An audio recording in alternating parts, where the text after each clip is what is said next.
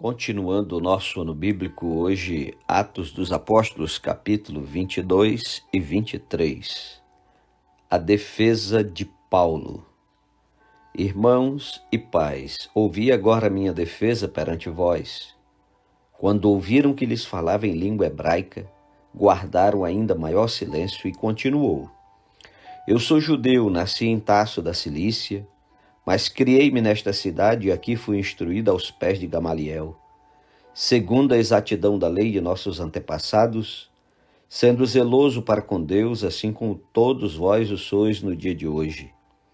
Persegui este caminho até a morte, prendendo e metendo em cárceres homens e mulheres, de que são testemunhas o sumo sacerdote e todos os anciãos. Deste recebi cartas para os irmãos e ia para Damasco no propósito de trazer manietados para Jerusalém os que também lá estivessem para serem punidos. Ora, aconteceu que indo de caminho, e já perto de Damasco, quase ao meio-dia, repentinamente grande luz do céu brilhou ao redor de mim. Então caí por terra ouvindo uma voz que me dizia: Saulo, Saulo, por que me persegues? Perguntei: Quem és tu, Senhor? Ao que me respondeu: Eu sou Jesus, o Nazareno, a quem tu persegues. Os que estavam comigo viram a luz, sem contudo perceberem o sentido da voz de quem falava comigo. Então perguntei: Que farei, Senhor? E o Senhor me disse: Levanta-te, entra em Damasco, pois ali te dirão acerca de tudo que te é ordenado fazer.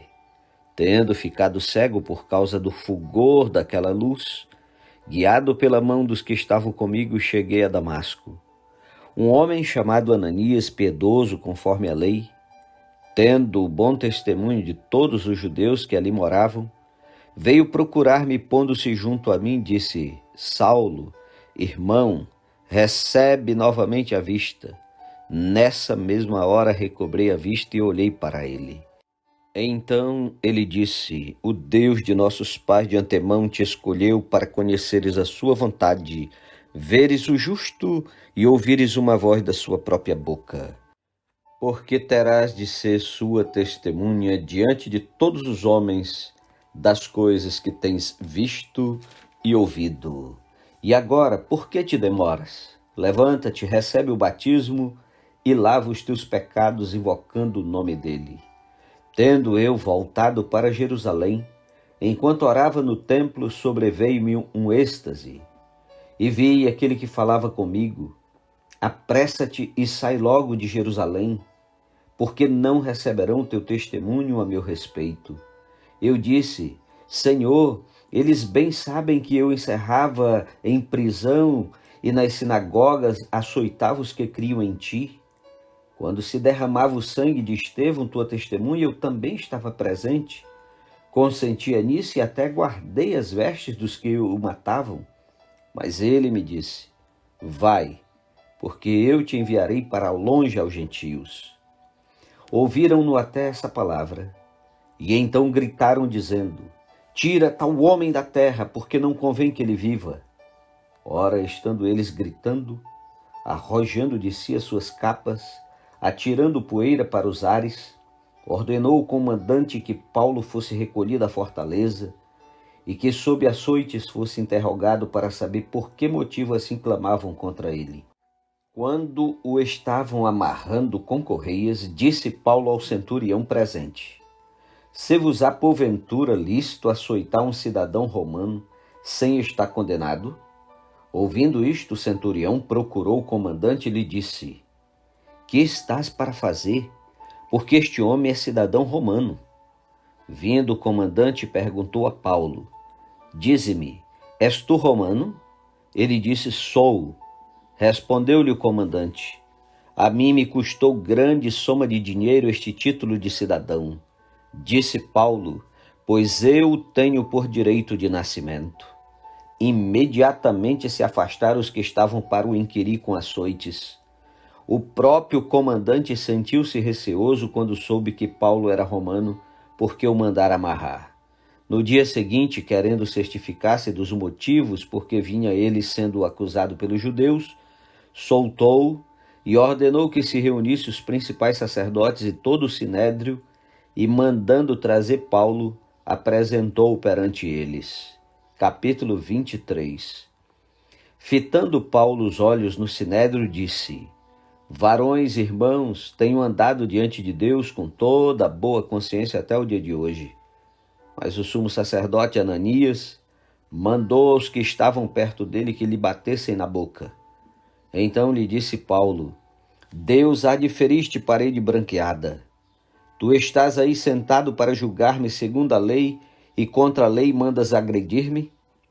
Os que estavam ao seu lado disseram: Estás injuriando o sumo sacerdote de Deus?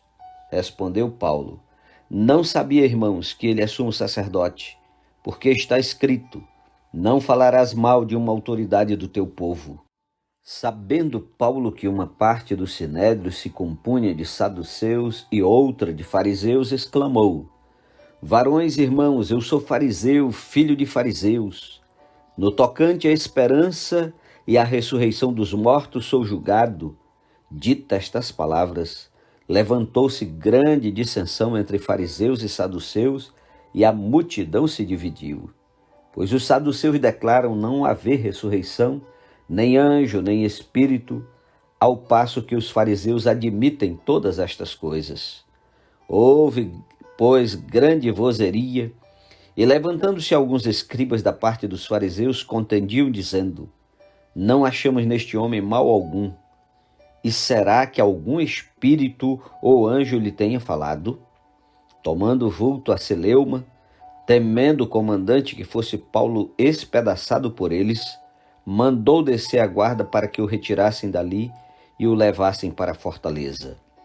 Na noite seguinte, o Senhor, pondo-se ao lado dele, disse: Coragem, pois do modo porque deste testemunho a meu respeito em Jerusalém, assim importa que também o faças em Roma. Quando amanheceu, os judeus se reuniram e, sob anátema, juraram que não haviam de comer nem beber enquanto não matassem Paulo. Eram mais de 40 os que entraram nesta conspirata.